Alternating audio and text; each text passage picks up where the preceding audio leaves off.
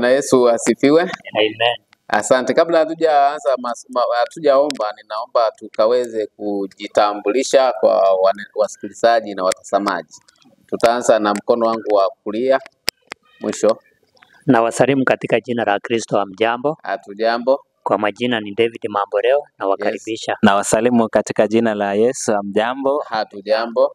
Jina langu ni Vincent Korir, karibuni sana. Nami ambaye ninaongoza kundi hili ni Pastor Julius Mwaniki na ninawakaribisha. Karibuni mujifundishe mambo mengi ambayo yanatuinua kiroho.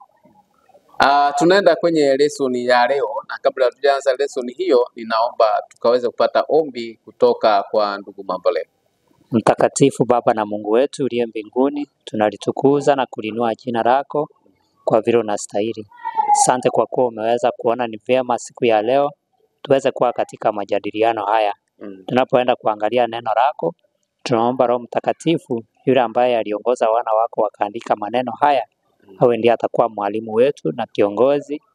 Mungu wetu kuwa pamoja nasi kuanzia sasa hadi tamati, ni katika jina la Yesu Kristo nimeomba na kuamini. Amen. Asante sana. Kuna mmoja ambaye hatujamuintroduce ambaye ni producer wetu Abraham.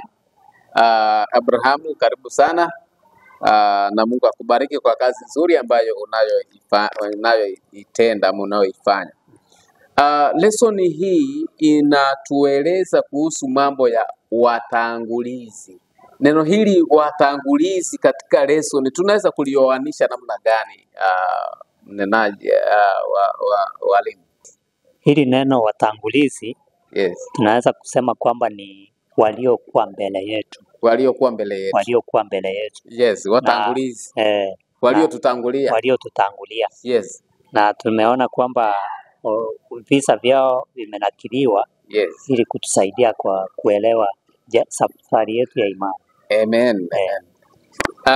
Ni watu kama gani ambao katika Biblia tunawaona waliotutangulia ambayo tunaweza kulinganisha na hii neno watangulizi? Ni wengi wametajwa katika Biblia. Yes. Kuna hao vijana watatu. Kunao vijana watatu, Shadrach, Meshach na Abednego, ambao walisimamia imani. Imani. Wakasimama imara, wakasimamia imani. Na kunao wengine pia ambao pia wameonyeshwa walikuwa wakatili kama wakina Nimrod. Kina Nimrod, ambao waliomuasi Mungu. Wanamuasi Mungu hata kwa njia ya wasiwasi. Wakina Nebukadneza na wengine. Asante sana. Sijui kama kuna jambo unaweza kusema mwalimu Korir. Nashukuru sana. Yes. Ni kwamba tunasisitiza na kuona visa ya wale ambao walitangulia. Na mafundisho ambayo inatuonyesha na mpaka mambo ambayo yaja. Ambapo tunaona hapo kuna wanafunzi akina Yakobo, akina Petro wameweza kutajwa pia kwa ajili ya imani.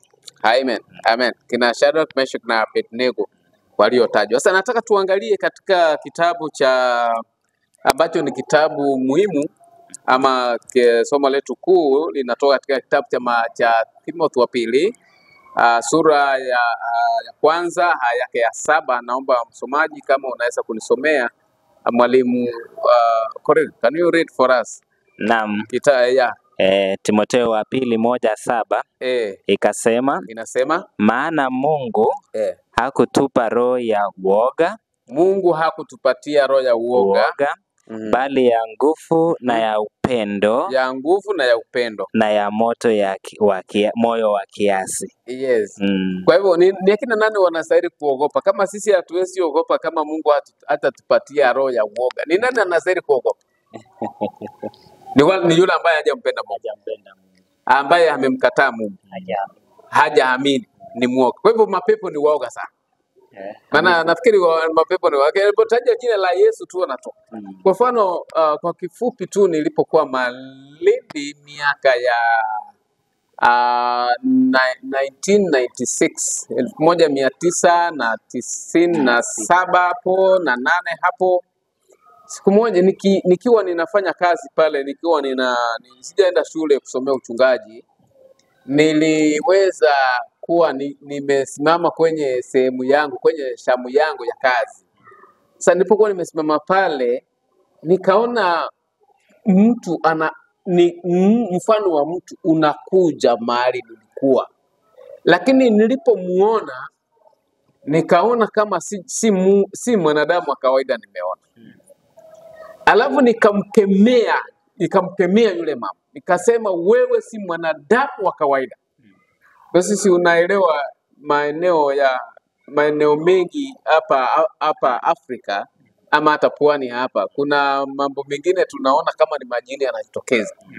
Sasa kumbe baadaye nilikuja gundua kwamba lilikuwa ni jini, na baada ya kulikemea kwamba wewe ni pepo na si mwanadamu wa kawaida, alipotea kabisa. Wakati mmoja nilipokuwa ninafanya kazi katika hoteli moja pale Malindi. So unapotumia neno la Mungu kwa namna hiyo, mapepo yanaondoka, mapepo yanaogopa. Lakini mwanadamu aliyemwamini Mungu anasimama imara na hawi na uoga, kulingana na hicho kitabu ambacho kimesema Mungu ametupatia roho na hajatupatia roho ya uoga, bali ametupatia roho ya nguvu na pia ya upendo. Tunapoangalia katika utangulizi sasa, hiyo sehemu ambayo imebaki, na nataka tu niseme kwa kifupi kwamba tutakuwa tunaangalia kuhusu Shadrach, tutakuwa tunaangalia kuhusu Meshach, tutakuwa pia tunaangalia kuhusu Abednego. Tunawajua kama walikuwa ni vijana wa Kiebrania ambao wamechukuliwa mateka wakapelekwa Babeli, wametoka katika nchi yao. Lakini pia walipofika katika kule Babeli, walikuwa wamefundishwa namna ambayo ya kumheshimu Mungu na kufuata amri za Mungu.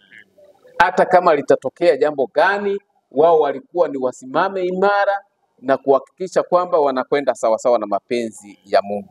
So tunapoangalia hivyo, tunaona kwamba walisimama bila kuogopa. Walisimama na courage na ujasiri mkubwa. Wakasema kwamba wakati mfalme Nebukadneza aliposimamisha hiyo sanamu aliyosimamisha, akaamuru kwamba watu wote wakaweze kuiabudu katika uwanja wa Dura. Lakini akasema Shadrach, Meshach na Abednego wakasema wao hawawezi kuiabudu hiyo. Wakaambiwa basi, wakikataa, moto umewekwa, tanuru ya moto ama tanu imewekwa tayari, na wao watarushwa ndani, wataungua ndani yake. Walisema namna gani ndugu? Walisema aje baada ya kuambiwa watarushwa ndani ya tanuru ya moto? Na asante sana. Yes. Nikiona kisa hicho haikuwa kisa rahisi sana. Haikuwa rahisi. Na ilikuwa ni mtihani kali. Yes. Maana aliambiwa moto mnaoona musipo abudu ni kwamba tutaongeza tena zaidi ya vile ilikuwa na mtarushwa ndani. Lakini walisimama kitete. Yes. Na akasema ya kwamba hatutaweza kuabudu sanamu. Yes. Na hata Mungu wetu ambaye tunayemwabudu, hata kama hatatuokoa, Mungu atatutetea, lakini hata kama hatatutetea, hatutaabudu sanamu. Tuko radhi kuingia ndani ya tanuru ya moto. So tunapoangalia katika kitabu cha Yohana 14 fungu lake la kwanza, inatuambia kwamba msifadhaike mioyoni mwenu. Naam. Mnapomwamini Mungu niamini pia nami. Ni Yesu anaambia wanafunzi wake kwamba msifadhaike. Kama mateso yanatokea, kama shida zinatokea, msifadhaike. Mungu ameahidi ya kwamba atakuwa pamoja nasi, na huyo Mungu anapokuwa pamoja nasi atatupatia ushindi. Amen. Jamani, haleluya. Hilo ni jambo ningependa tu nikiambie wasikilizaji na pia watazamaji ya kwamba mshikilie tu Mungu. Hata kama unapitia hali ngumu ya maisha, jua kwamba Mungu wako yu hai. Na kama kweli unamtegemea huyo Mungu, atakuepusha na majanga kama alivyowaepusha akina Shadrach, Meshach na Abednego. Tunaenda katika sehemu nyingine ambayo inasumusia kitabu cha Danieli sura ya pili. Kitabu cha Danieli sura ya pili tunakielewa kwamba ndicho mwanzilishi wa unabii. Kitabu cha Danieli sura ya pili. Sijui kama mnaweza kuelezea namna gani katika kitabu hicho, katika Danieli 2. Kabla hamujasema, mnaelewa kwamba kuna wafalme na kuna mfalme ameota ndoto ambaye ni Nebukadneza anaota ndoto. Anapoota ndoto, yule mfalme anashindwa kufahamu kile alichoota.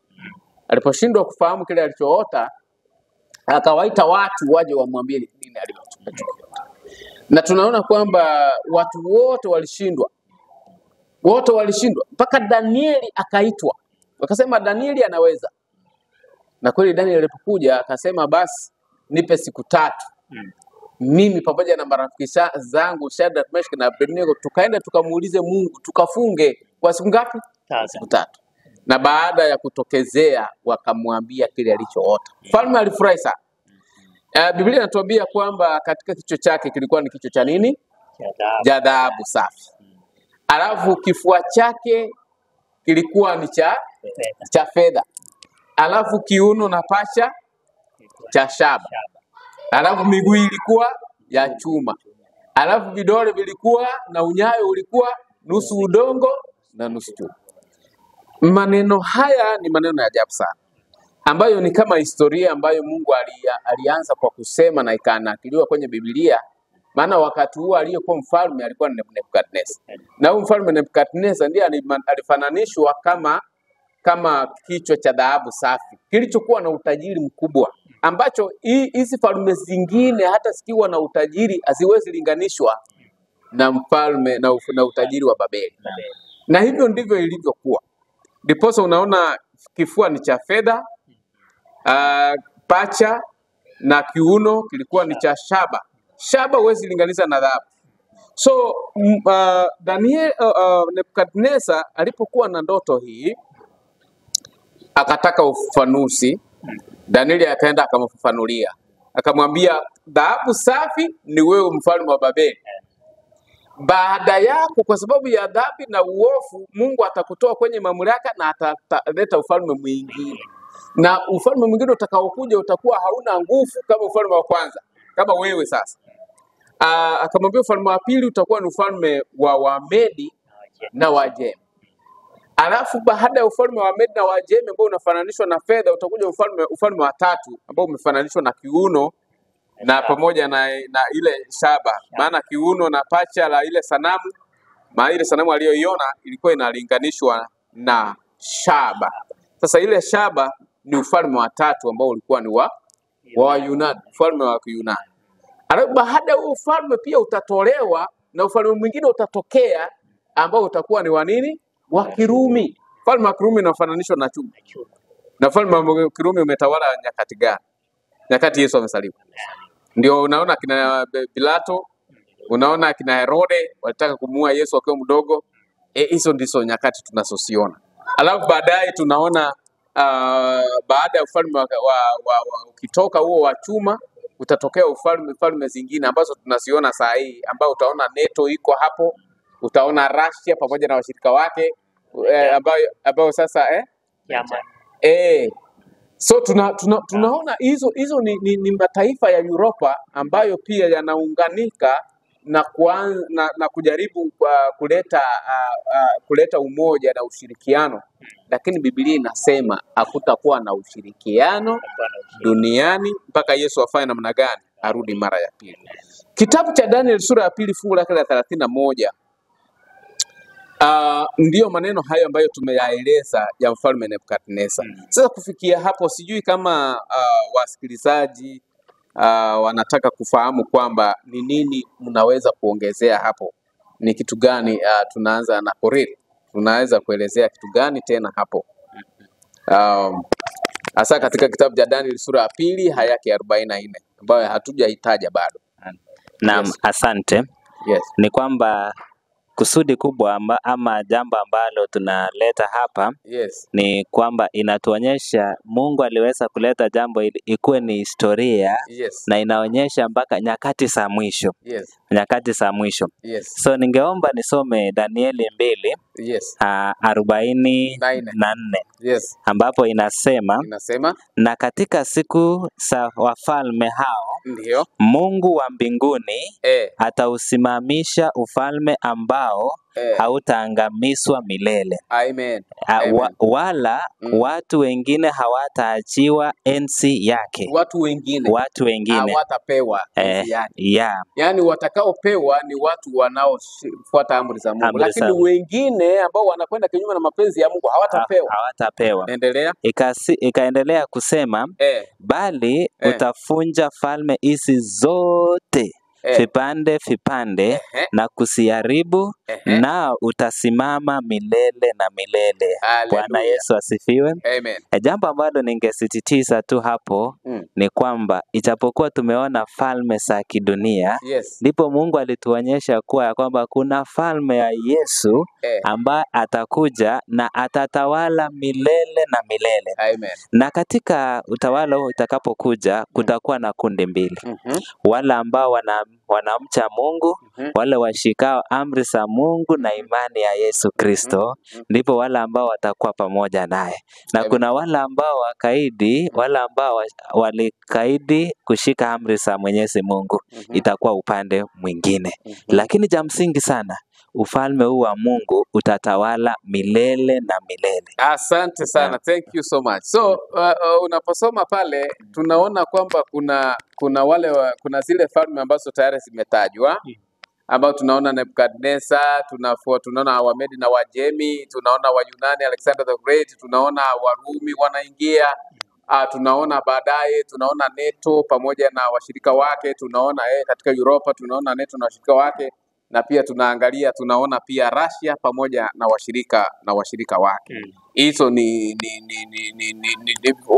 NATO na washirika wake na Russia ndio wanafananishwa na ile miguu ya nyayo na zile vidole 10 ufalme utakaotokea. Lakini Biblia inasema hivi, labda kabla sijasema naomba mwalimu Mamboleo unaweza kuongezea jambo. Asante sana mwalimu. Yes. Jambo ambalo ninaweza kuongezea hapo vile mwalimu Koriri amesema, ni kwamba kitu ambacho tunafaa kujua ni kwamba Mungu ndiye anadhibiti. Mungu ndiye anadhibiti. Yes. Kwa sababu ukiangalia sasa vile ile ndoto ilikuwa kuanzia ufalme wa kwanza Babeli, tukuje Wajemi na Wamedi, Wamedi na Wajemi, tukuje na Yunani, tukuje Rumi, na tukuje haya mataifa ya kugawanyika. Yes. Imeenda hivyo vile kwa mpangilio tunaweza kusema. Vile ile ndoto ilikuwa. Na hiyo tunaonyesha ya kwamba Mungu ndiye anadhibiti. Na jambo lingine ambayo tunaweza kujifundisha hapo ni kwamba kama haya mengine yametokea na vile yalitabiriwa na yametokea hivyo hivyo. Kwa hivyo tuko na uhakika ya kwamba hata lile ambalo litatokea ambalo ni jiwe litatokea. Sasa tumaini letu ni kwamba tuweze kupakia uaminifu, kwa sababu sasa vile hiyo unabii ilitolewa na vile historia inaendelea, tunaona haya yanaendelea hivyo, tuko na uhakika ya kwamba Mungu kweli atasimamisha ufalme wake na ufalme wake utadumu milele na milele. Amen. Thank you so much. Thank you. So tunapoangalia aya 45 nasema jiwe lilitoka mlimani pasipo na mkono mwanadamu, ikapiga zile falme zote ikazisaga. Hiyo inanipatia picha kwamba mwanadamu kuna vitu vingine hataweza, na mambo mengine ni makubwa ambayo yanahitaji mkono wa Mungu katika kumaliza. Kwa hivyo mwanadamu hataweza peke yake, lakini Mungu anapokuwa pamoja naye atamsaidia kumaliza. Tunapoona jiwe linatoka kwenye mlima, ni jiwe gani tunaliona? Jiwe katika Biblia inataja ni Yesu. Ni Yesu Kristo. Ndiye jiwe la pembeni. Jiwe ambalo waazi wamelikataa, kumbe ndio limekuwa jiwe kuu la pembeni. So ni Yesu Kristo. Matatizo yako, unapokuwa na matatizo fulani yanakutokezea, fahamu kwamba jiwe ndilo litakusaidia kumaliza. Jiwe litakuja likiwa ndogo, litagonga ile sanamu, itaangusha, ama wale wafalme wote watamalizika. Alafu Biblia inasema kwamba jiwe linaanza kidogo kuwa kubwa, linakuwa kubwa na litaichasa nchi. Na Biblia imesema kwamba ufalme hautapewa mtu mwingine, enzi ya ufalme hatapewa mtu mwingine asiyekuwa mtu ambaye aliyefuata masharti na maagizo na amri za Mungu. Jamani, haleluya. Amen. Asante sana. Kufikia hapo, sijui kama kuna jambo lingine la dharura pande hiyo. Walimu wenzangu, katika Daniel sura ya 2 pia tunataka kuambiwa kwamba tunaona jambo lingine kwamba kweli Mungu ndiye anajua mbele. Sisi hatujui kule mbele. Lakini anayejua ni nani? Kule tunakokwenda hatujui. Hivi kesho, we don't know what the next moment will bring. Kesho ni nini kitakuja? Hatujajua. Lakini Mungu ndiye anajua. Na Mungu huyo anayejua ndiye anafunua jinsi ambavyo aliyofunua mambo haya katika ufalme ule wa Nebukadnezar. Na tunaona kweli kwamba falme hizi zote zilitawala katika historia na pia katika Biblia inavyoeleza. Sasa tunakwenda kwenye, kwa sababu ya muda wetu, tunaenda katika sehemu nyingine ambayo inazungumzia kuabudu sanamu. Kuabudu sanamu. Neno sanamu nafikiri tunafahamu. Sanamu anaongea. Sanamu anaongea, ndio? Sanamu pia vile vile sanamu hawezi kula, sanamu hasikii. Lakini Biblia inazungumzia kwamba kuna watu wanaabudu sanamu. Na sijui kama hili jambo unaweza kulisema namna gani. Kuna watu wengine wanaabudu sanamu. Kama Wahindi nafikiri wanaabudu sanamu. Wanaabudu sanamu kwa sababu unaona wanaweka sanamu pale, na hata kuna Wahindi wengine walikuja shule yetu, walipoingia wakaona picha kwa ukuta, walifurahi, wakaanza kujisumusia, maana wanapoona picha yoyote ama sanamu wanaona kama kwamba wako sawa. Wanafurahi. So ni nini tunaweza kuangalia katika sehemu hii ya kuabudu sanamu? Koril, naona uko tayari kujibu. Yes, tueleze katika sehemu hiyo uabudu wa sanamu. Asante sana. Yes. Hicho tunapata katika Danieli 3. Na tunaona kando, baada ya Danieli alipoota ndoto, akaona sanamu. Yes. Na alipoona hiyo sanamu akaambiwa kichwa ni cha dhahabu, ni yeye. Na Danieli vile Mungu aliweza kumfunulia, akaambia ya kwamba hizi falme moja atakuja baada ya nyingine. Ndipo tukaona sasa mfalme hakuridhika na jibu la Mungu. Yeye akaamuru sanamu itengenezwe. Na hii sanamu ambayo ameamuru itengenezwe yote ni fedha.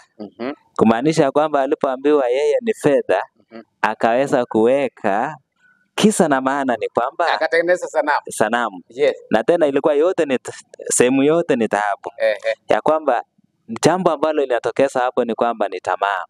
Ya kwamba Mungu amesema falme wangu itapita. Akasema la hasha, falme yangu itadumu milele. Yes. Tukarudi kuhusu kuabudu sanamu. Yes. Kitabu cha Kutoka 20 aya ya 2 na 3 tunapata Mungu anatoa jihadhari ya kwamba usiabudu sanamu. Anayestahili kuabudiwa pekee ni Mwenyezi Mungu. Yes. Kumaanisha mfalme anapoamuru hiyo, anaenda kinyume na mapenzi ya Mungu. Asante sana.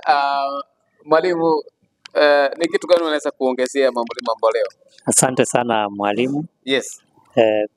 Vile mwalimu Kolili amesema ni kwamba unajua huyu mfalme ambaye ni Nebukadnezar. Yes. Kisoma katika Danieli 2 fungu la 46 mpaka 48. Baada ya Danieli kutafsiri ile ndoto. Yes. Anakiri ya kwamba huyo ndio Mungu anafaa kufanya nini? Kuabudiwa. Mpaka tunaona anamsujudia. Anamsujudia Mungu. Akasema huyu Mungu wa Danieli ndio Mungu wa kweli na yeye ndiye anafaa kuabudiwa. Lakini sasa hapo baadaye tunaona hayo maneno anayasahau. Tena anayakaidi tena. Sio alienda akafikiria tena akasema hapana. Mbona Mungu anasema ufalme wangu utapita? Vile mwalimu Kolili anasema anatengeneza sanamu. Sasa tunaona kwa njia fulani huyu Nebukadnezar anaakisi tabia ya Lucifer. ambaye ni shetani. Tabia ya Lucifer. Tabia ya Lucifer ya tamaa. Ya Ibilisi. Unajua Ibilisi alikuwa anatamani kuabudiwa. Sasa huyu naye anatamani. Anatamani pia. Asante. Kuna kitu ambacho mwandishi alikuwa anatuambia hapo kwamba tamaa ya kutawala inatupofusha sisi. Hatuoni ule ukweli ambao tunajua. Inatufanyaje? Inatupofusha. Inatufanya tunakuwa vipofu tusione. Hata ukweli ambao tunaujua ni kama inafunika. Kwa sababu huyu Nebukadneza tayari alishajua ukweli kwamba Mungu ndiye anathibiti. Tena yeye ndiye anastahili kuabudiwa. Lakini sasa anazimamisha. Kwa hivyo ile tamaa yake ya kuongoza ilikuwa imemfopusha macho yake. Tunaweza pia kulinganisha hali hii ya Nebukadneza, tunailinganisha na hali ya Nimrod. Because kutoka Mwanzo, kitabu cha Mwanzo sura ya 11, Biblia inatuambia kuhusu Nimrod, vile ambavyo ametengeneza Babeli. Ule mnara mrefu, maana alikuwa anataka afikie nani? Afikie Mungu. Alafu Biblia inasumusia kwamba nchi yote hapo zamani, nchi yote ilikuwa na lugha moja na usemi moja. Lakini kwa ile tamaa ya kutaka kutawala, kama vile ambavyo tunaiona tamaa hiyo ya Nimrod, pia tunaiona katika tamaa hiyo kwa Nebukadneza. Tena hiyo tamaa hiyo inafanya mtu anakuwa na kiburi, tunaiona pia kwa Lucifer. Hiyo tamaa mbaya ya kutaka kujifanya kama Mungu. Kama Mungu. Tunaiona pia katika sehemu hiyo. Tena jambo lingine, tunaona kwamba hata ingawa Nebukadneza alikuja, yani alikaidi, lakini alikuja akatubu tena. Alitubu. Akamwamini Mungu. Na tunaamini ya kwamba tutakapofika kule mbinguni, tutakutana na Nebukadneza. Unakumbuka Nebukadneza akifanywa anakuwa kama mnyama. Akaenda msituni kwa miaka 7. Akaala nyasi kama mnyama, lakini baadaye pia Mungu akamregesha. Lakini ujue kweli Nebukadneza alikuwa ni mtu kweli alikuwa ni mfalme aliyekuwa mpagani, lakini unaona kuwa yeye wakati mwingine anatambua kwamba ulimwengu ni wa Mungu. Aliyeumba ni Mungu. Maana tunaona hapo wakati ule Danieli anapomuelezea vile alivyoona zile ndoto zake, alisema kwamba Mungu anayestahili kuabudiwa ni Mungu wa Danieli, Mungu wa Shadraka, Mungu wa Abednego, Mungu wa Meshach. Kwa hivyo kwa kiasi fulani tunaona kwamba Nebukadneza hapo ni mwepesi kwa kukiri kwamba Mungu yu hai. Huwezi kulinganisha na Belishazar, baadaye tutaona hiyo. Asante sana. Na Nimrod huwezi nimgalingani, maana hatujaona wakitubu bahali popote, wakikiri kwamba Mungu yu hai. Sisi kama kuna jambo lingine. Kuna jambo moja, alipoamuru sanamu iabudiwe. Kuna vijana 3 nafurahi kusikia kisa chao. Shadrach, Meshach na Abednego. Amen. Katika Danieli 3:17 na 18. Ningeomba nisome tu ambapo inasema kama ni hivyo Mungu wetu tunayemtumikia aweza kutuokoa na tanuri ile iwakayo moto. Naye atatuokoa na mkono wako. Mfalme. 18. Bali kama si hivyo, ujue mfalme ya kuwa sisi hatutakubali kuitumikia miungu yako wala kuisujudia hiyo sanamu ya dhahabu uliyoisimamisha. Nikapata ni vijana ambao walikuwa wajasiri. Ndipo fungu la kukariri akasema Mungu hakutupatia roho ya uoga. Ndipo tumeona hawa vijana wako na roho wa Mungu, wamesimama kwa ujasiri. Na mfalme ujue ya kwamba hatutaweza. Nikawa nafikiria kwa mawazo yangu. Najua wangeweza kuwa na mbinu nyingine ya kusema acha tujifanye tarumbeta hiki tuiname tu kidogo hivi, lakini kana kwamba tunafunga kiatu. Lakini wakafikiria na kaona ya kwamba ingeleta madhara katika maisha yao.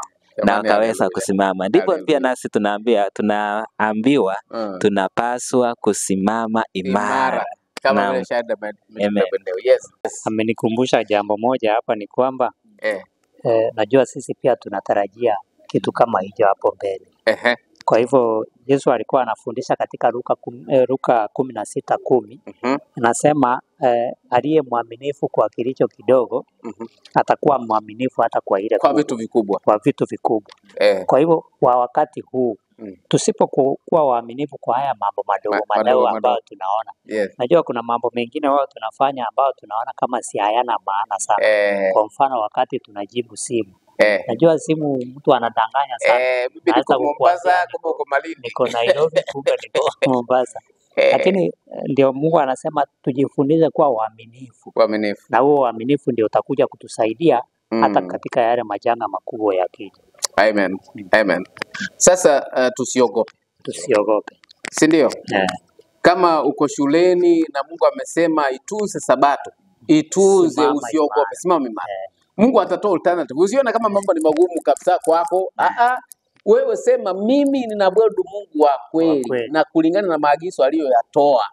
Na hivyo Mungu atatoa an alternative, an option. Jamani, haleluya. Mchungaji pia atupatie roho ya uoga. Mchungaji pia kuna wengi hata ni Wakristo wenzetu. Yes. Mtu anasema naomba mniombee, bosi wangu ameninyima nafasi kwenda kazini. Sasa kwenda kanisani. Yaani kuja kanisani. Kuja kanisani. Anataka niingie kazini hata siku ya Sabato. Ndio sasa tunaona imani yako wewe umeiweka wapi? Umeiweka wapi? Asante. Kwa sababu ya muda wetu tutakwenda sehemu ya pili, sehemu ya tatu sasa. Ambayo inasumusia kuabudu sanamu kwa sehemu ya pili. Kuabudu sanamu. Tulisema Musa sehemu ya kwanza, tunaingia katika sehemu ya pili, kuabudu miungu. So katika sehemu hii nafikiria kwamba Mungu ametufunulia mambo kupitia kitabu cha Ufunuo. Kitabu cha Ufunuo kinasumusia vile ambavyo tunaona wafalme wakitokea, na pia kitabu cha Daniel sura ya 3 pia inatueleza jinsi ambavyo sanamu imesimamishwa. Alafu pia tunaona kwamba sheria ilikuwa imepitishwa kwamba Shadrach, Meshach na Abednego walikuwa wauawe kabisa. Unaposoma Daniel 3 fungu lake la 15, walitishiwa kuuawa kama hawataweza kuabudu ile sanamu. Maneno haya tunayaona pia katika sehemu ya Ufunuo 13. Danieli 3, unajua Danieli imeandikwa kitabu cha Danieli, Biblia ya Danieli tunaiona kwamba imesumusiwa miaka mingi, na baadaye kitabu cha Ufunuo kinaongea maneno ambayo yanashikana na yale ya kitabu cha Danieli.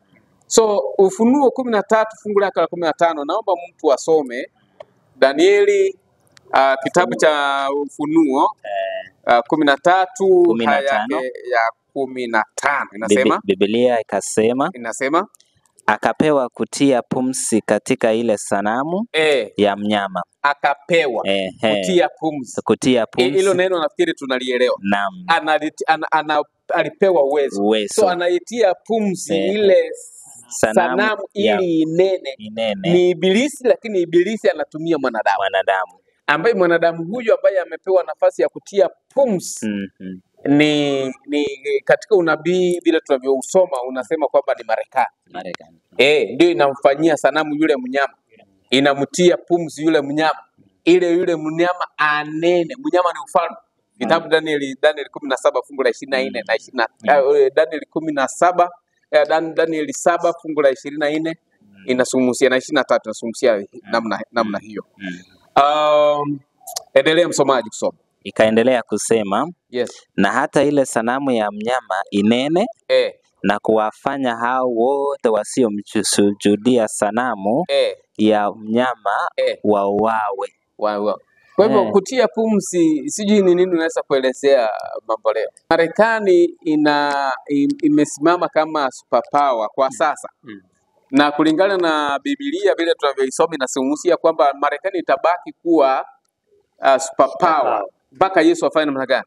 Mpaka arudi. Hiyo ni kulingana na kwa mujibu wa Biblia. Sasa Marekani inapotia pumzi, itatia ni kitu gani unaweza kusema jinsi ambavyo inaweza kutia pumzi yule mnyama? Asante sana mwalimu. Yes. Jinsi ambavyo tunaona mnyama tumemsema kama ni utawala. Yes. Sasa kuna utawala ambao umetoa amri.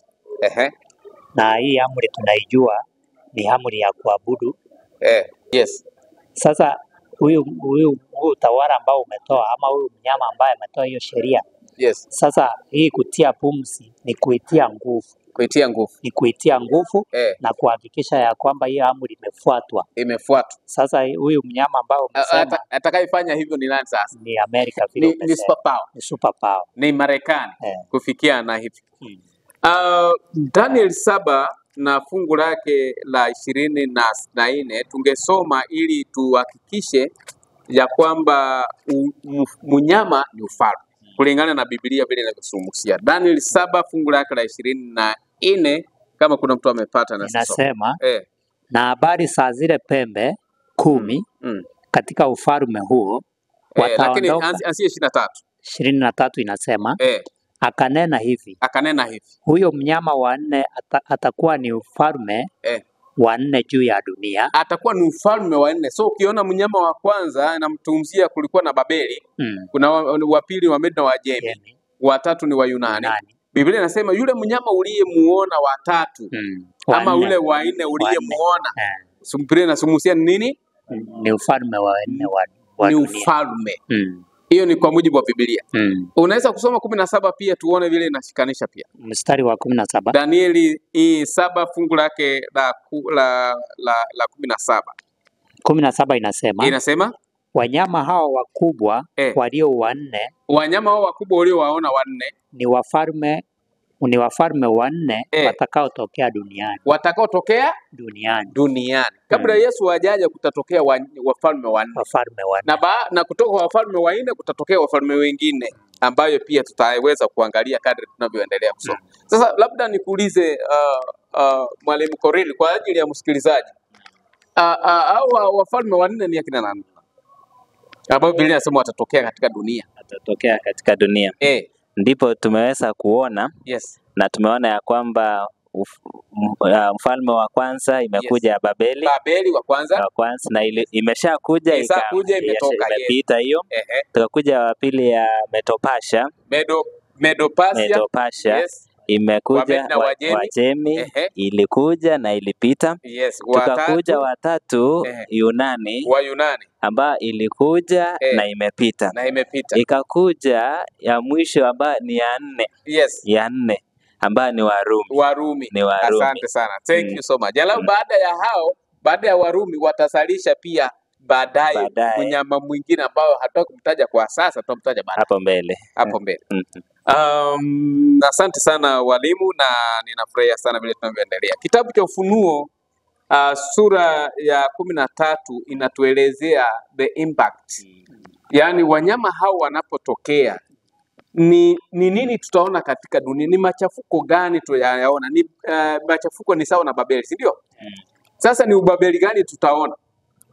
Ama ni machafuko gani, ni confusion gani tunaona katika kitabu cha Ufunuo sura ya 13? Nitasoma haya ya 11 ili tuone vile inavyozungumzia. 11 inasema kisha nikaona mnyama. So mnyama ni kitu gani? Ni utawala. Ni mnyama, si ndio? Ni ufalme. Kisha nikaona mnyama mwingine akipanda juu kutoka katika nchi. Naye alikuwa na pembe 2 mfano wa mwana kondoo. So mnyama anatoka katika nchi. Katika Biblia tunaona wanyama wanatoka katika bahari. Ukisoma Ufunuo 13 sura ya kwanza, ukisoma Daniel sura ya 7 inazungumzia wanyama wanatoka kwenye bahari. Bahari ni mahali kuna watu wengi. Lakini sasa huyu mnyama anayetokezea hapa Ufunuo 13 sura ya 10 aya ya 11 anasema anatoka katika nchi. Kumaanisha anatoka mahali ambapo hakuna watu wengi. Ni ufalme. Tuendelee mbele. Biblia inasema ana pembe ngapi? 2. Sasa utaelewa kwamba Amerika haikuwa na watu. Marekani ilikuwa na watu. Hao watu wametoka Europa. Wakati wa persecution, wakati ufalme mwingine ulikuwa na unaitwa ufalme wa pembe ndogo. Wakati ule ambao watu wa pembe ndogo anatokea wakati wa pembe ndogo ambao ni upapasi ambao ulikuwa watu waliteswa, wengine wakawekwa mbele ya wanyama wakaliwa life, wengine wakanyang'anywa mali zao. Watu walikimbia wakaelekea Marekani, kumaanisha kuwa nchi ya Europa ilikuwa aliyekuwa ni kiongozi wa dini pia alikuwa ni kiongozi wa nchi. Lakini Marekani walipoenda kukimbilia Marekani ikawa na pembe mbili, kumaanisha kutakuwa na serikali itakuwa kando na utawala wa serikali utakuwa dini itakuwa kando, dini kando na utawala wa serikali utakuwa kando. Ndio maana unaona pembe ngapi? Pembe mbili zile ambazo tunaziona. Anapotoka katika nchi ni kumaanisha hiyo nchi hakuna vita vilipiganwa ndio kiongozi atokezee kama mtawala. Lakini sasa Amerika imetoka bila kumwaga damu na ikawa ndio inatawala na ikawa ni superpower. Maneno hayo tunayaona nayo. Sasa sikia vile ambavyo Biblia inavyosumusia katika sehemu hii ili tuone jinsi ambavyo utawala huu unaweza ukaaffect Mkristo.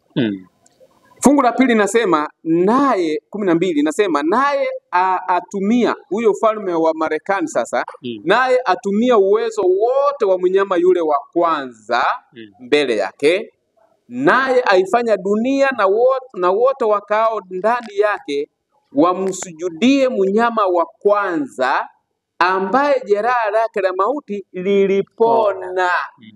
So inasumusia kuna mnyama alikuwa wa kwanza kabla ya ufalme wa Marekani.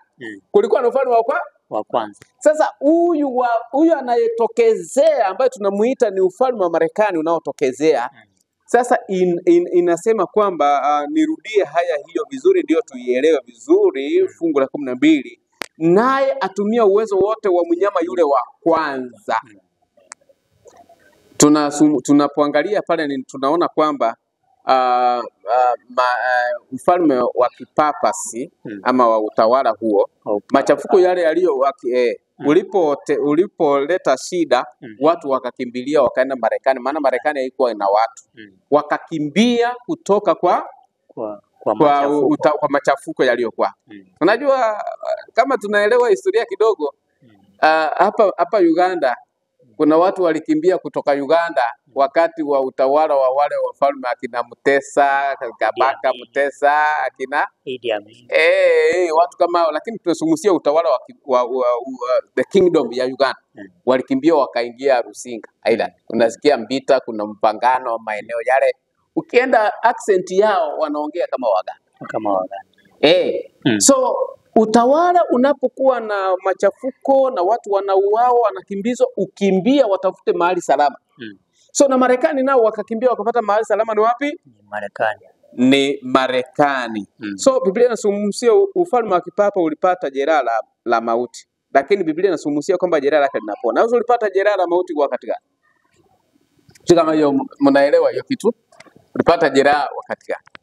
Kipindi cha kupata jeraha la mauti ni kipindi ambacho Wafaransa waliingia Vatican, na alafu kuna mtu anaitwa Napoleon Bonaparte, wakamchukua mateka, wakapelekwa kwenye magereza ya Wafaransa na hatimaye akafa. Ufalme wa kipapa hauna mamlaka kama yale ya kwanza ya kuwa na dini, kiongozi wa dini na kiongozi wa serikali. So ulipata jeraha.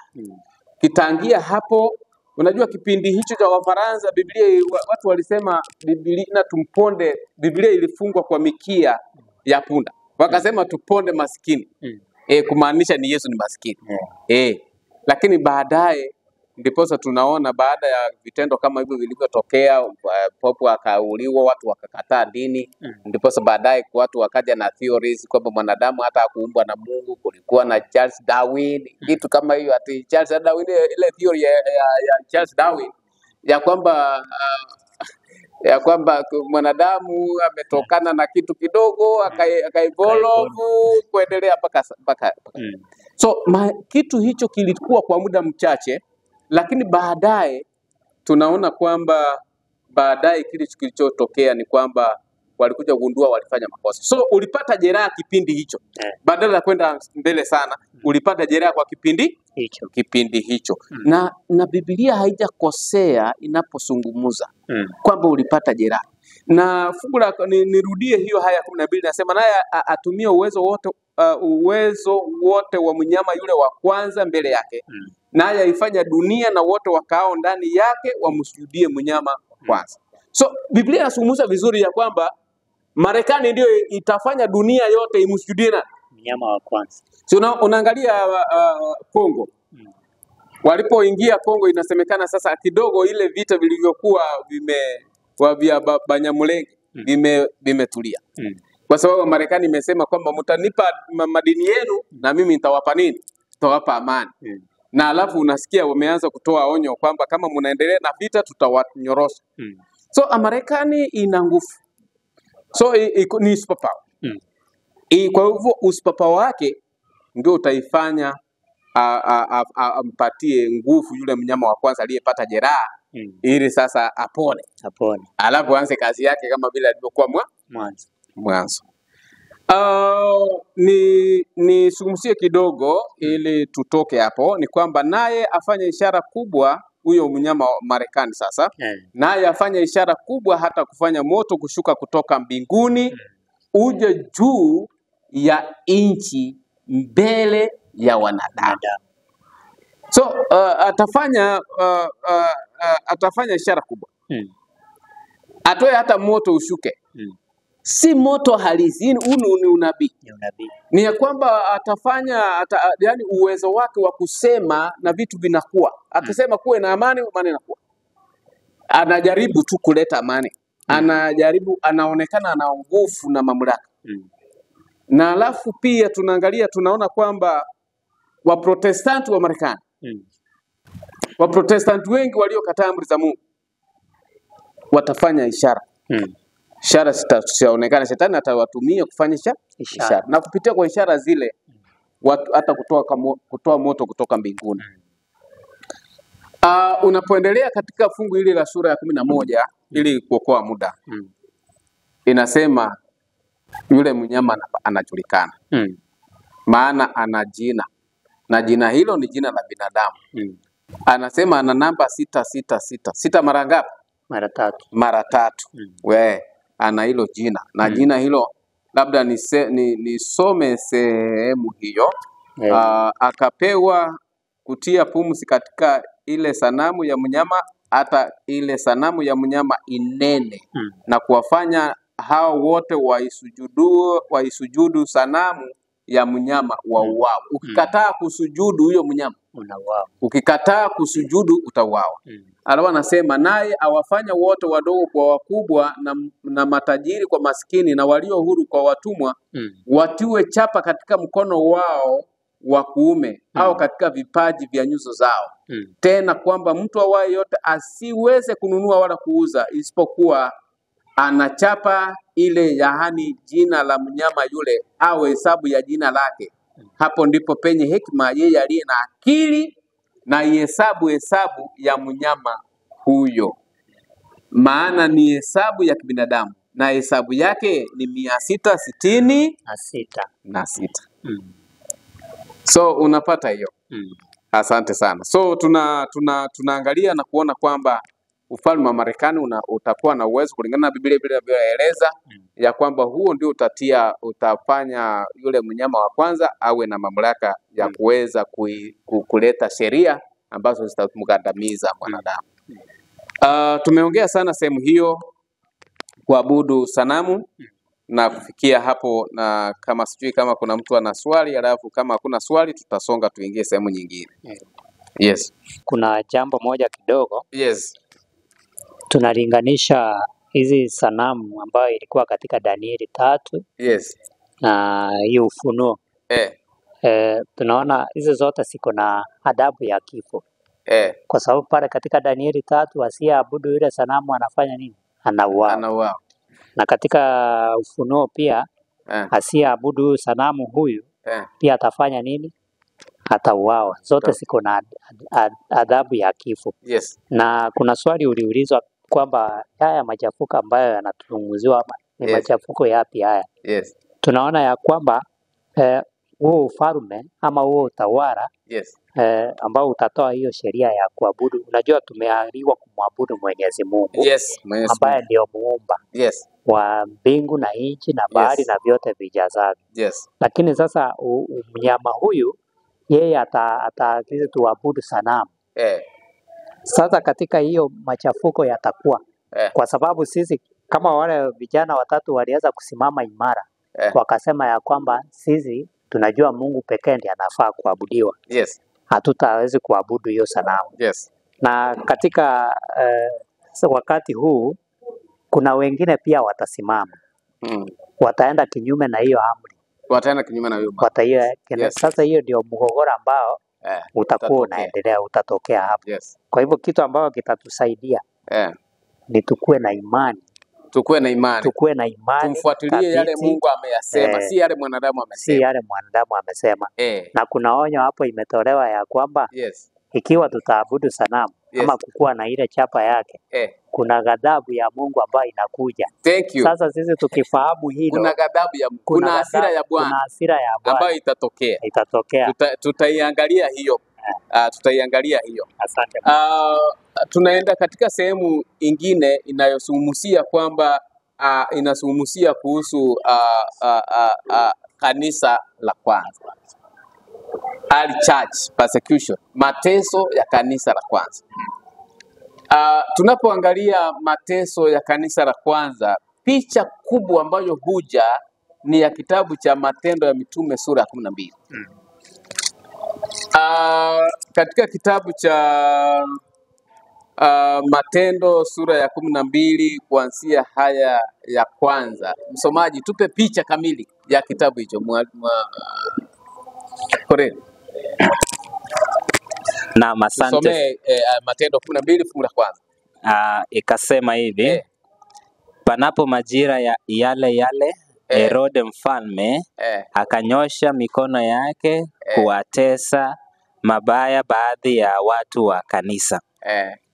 Haya pili, akamuua Yakobo ndugu yake Yohana kwa upanga, na akiona ya kuwa imewapendeza Wayahudi, akaendelea akamshika na Petro.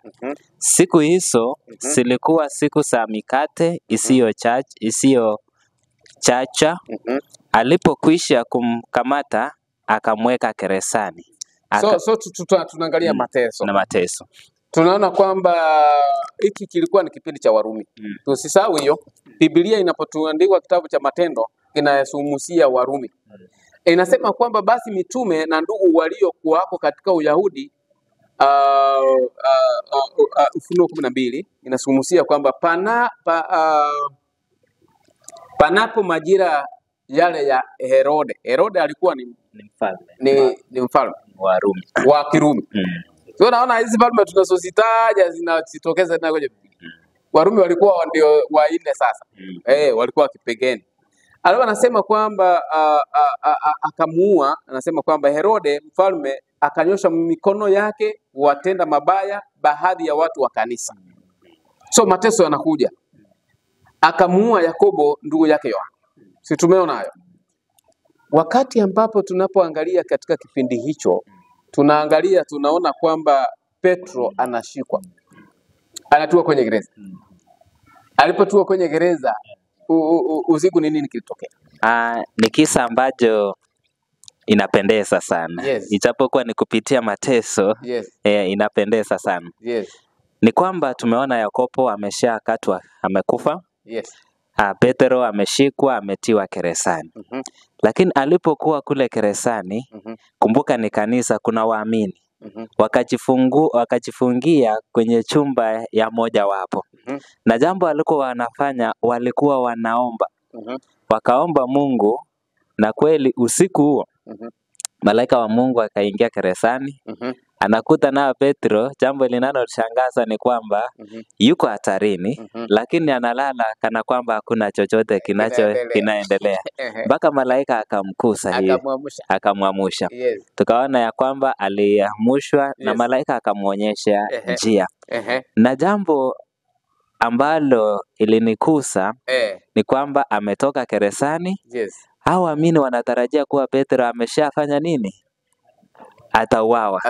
Lakini anasikia anapishwa, anasema mimi ni Petro. Na hawakuamini. Ijapokuwa walikuwa wanaomba, hawakuamini kisa hicho. Ikatuonyesha ya kwamba nyakati za mwisho, mahali tunaelekea, kutakuwa na mateso. Kutakuwa na mateso. Yes. Na nikaona silaha ni kuamini Mungu na maombi. Haleluya. Amen. Makoleo, hilo jambo linapendeza sana. Unaelezea nini hapo? Asante sana Kwenye kisa hicho. mwalimu. Yes. Tunaona ya kwamba hawa ingawa wanaomba lakini hawana imani. Ni akina nani ya? Hawa Wakristo waumini wa ile kanisa. Sasa hiyo pia inaweza kuwa kwetu sisi. Hawana imani. Ni nini kinaonyesha hawana imani? Si wakati yule msichana anapoenda kusikiza pale kwa mlango, anapata ni Petro, anarudi kuambia kwamba nimesikia ni Petro ako hapa, wanasema hapana wewe. Ama tuseme walikuwa na imani lakini walikuwa na imani kidogo. Na baadhi yao walikuwa na imani kidogo. Lakini hapa haionyeshi imani. Sasa maana si wanaomba, wanaomba wana imani. Lakini wanaomba kweli, lakini hawaoni kama Mungu anaweza jibu hapo. Inaweza kuwa kwetu hata sisi. Yes.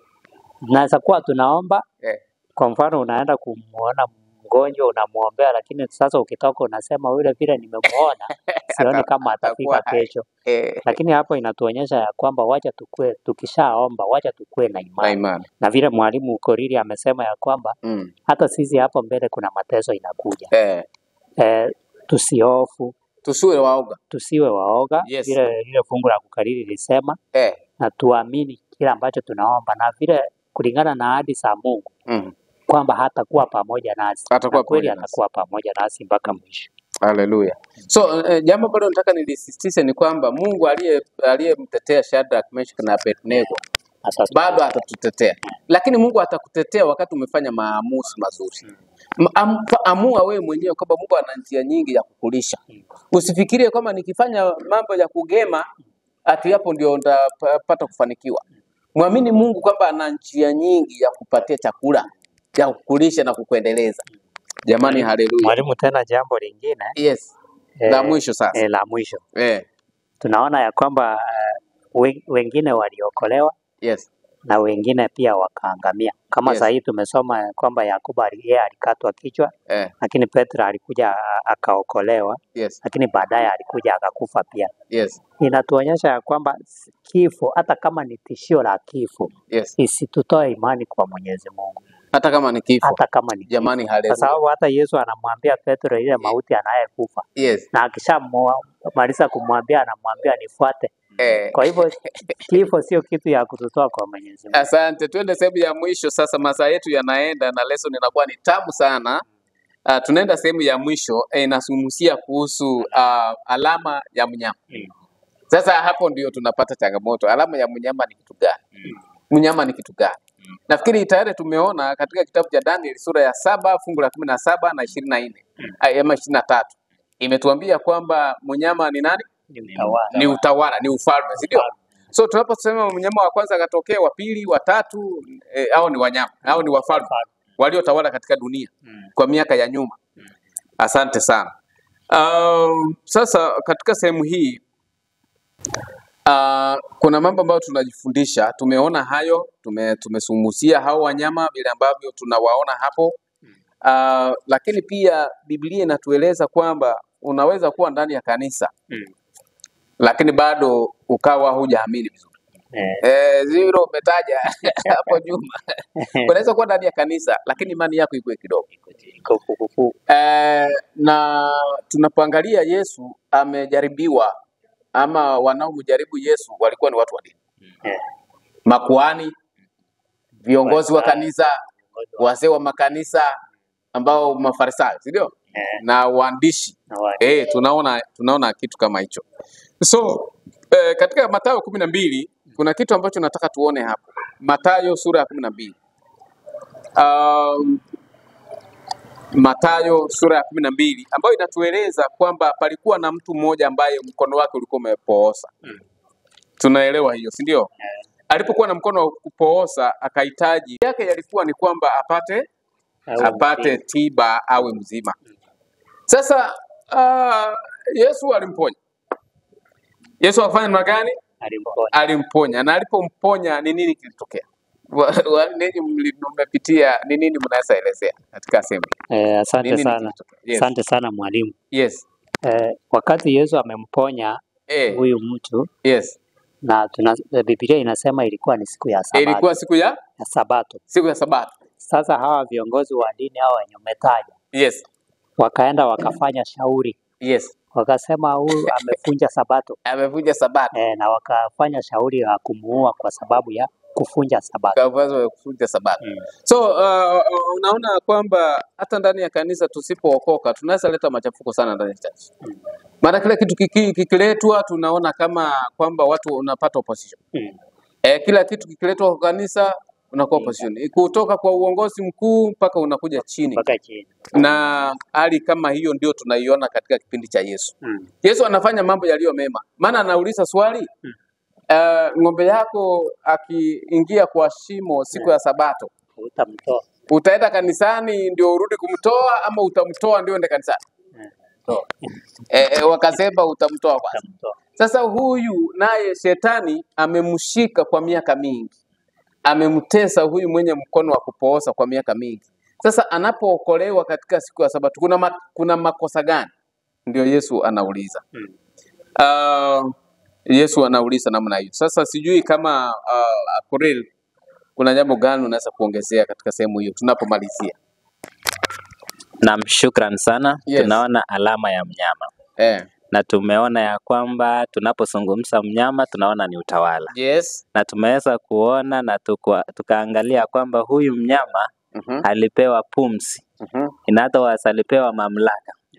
Na tukaona jambo ambalo najua mtazamaji anajiuliza, alama ya mnyama ni jambo gani? Ndipo tunaona jambo kubwa hapa. Yes. Ni ibada. Ni ibada. Ibada ndio jambo kubwa. Shetani anaangazia ibada. Na vita kubwa inasungukia hapa kwa ibada. Na ibada tu ni ibada ya ukweli na ibada ya uongo. Ibada ya kweli inayoashiria kumwabudu Mungu peke yake aliyeumba mbingu na nchi. Na tunaambia alama, tunapozungumzia alama ya mnyama mtawala, tunaona ni ibada ambayo iliwekwa ya Jumapili. Hallelujah. Asante sana. Thank you so much. We want to conclude now because of our time has gone. Nafikiri mambo leo neno tu moja alafu tumalize lesson. Asante mwalimu. Kitu ambacho nilikuwa nasema ni kwamba yes, tumeona katika hizi visa vya uponyaji siku ya Sabato. Yes. Na tunaona kuna kifo kinatajwa pale. Yesu anataka kuuawa kwa sababu ameponya siku ya Sabato. Yes. Tunaona kuna mapokeo ya wanadamu ambayo inaletwa. Ndio maana Yesu wanataka kumuua kwa sababu ya mapokeo. Na kitu kama hichi tunakitarajia hapo mbele. Hii Sabato italeta kifo. Tumesoma pale ya kwamba yule ambaye inaweza leta persecution, mateso na kifo pia. Hata kifo. Yes. Ndio sasa tumeona ya kwamba katika Biblia hakuna mahali Jumapili imetajwa. Uabudu wa Jumapili umetajwa. Lakini sasa imewekwa na mwanadamu. Vile vile katika ile wakati hakuna mahali Biblia ilikuwa inakataza uponyaji katika siku ya Sabato. Ilikuwa tu ni mapokeo ya mwanadamu. Kwa hivyo hii mapokeo ya mwanadamu tukiendelea kuyashika katika so mwanadamu kwa sababu ya uovu wake kuna maneno mengine ameweka akayafikiri ni maneno ya Mungu, kumbe ni maneno yasiyo ya nani? Yasiyo ya Mungu. Asante sana. Tunapomaliza lesson ningependa tu niseme kwamba kuna sehemu hapa inasumusia kwamba nyakati za mwisho tunakuwa na nyakati za mwisho, inaweza kuwa nyakati za hatari sana. Lakini Mungu ameahidi kutuma malaika kulinda watu wake. Mungu alituma malaika katika nyakati zile za Sodoma na Gomora na walimuokoa Lot na familia yake kwa wale walioamini. Lakini wale walimkataa waliweza kuangamizwa na hao malaika. Na hata nyakati hizi pia kuna malaika anayetulinda sisi, ambaye anatutetea sisi. Sasa huyo malaika anayetutetea tukiwa na imani atatutetea vile alivyomtetea Shadrach na Meshach na Abednego. Maana waliporushwa ndani ya tanuru moto au kuwaunguza kitu. Hii dunia mwenye aliumba ni nani? Ni Mungu, na ana uwezo wa kukulinda, ana uwezo wa kukuhifadhi, ana uwezo wa kukubariki, ana uwezo wa kukuendeleza. So imani yetu tuweke kwa nani? Kwa Mungu. Kwa hiyo mengi na machache, Mungu atubariki. Tunasema kwa heri na Mungu atubariki sana. Tunamaliza na kuomba. Baba, katika jina la Yesu tunakushukuru, umekuwa pamoja nasi. Jina lako litukuzwe, jina lako lihimidiwe milele. Ni kwa jina la Yesu tumeomba na kuamini. Amen. Asante.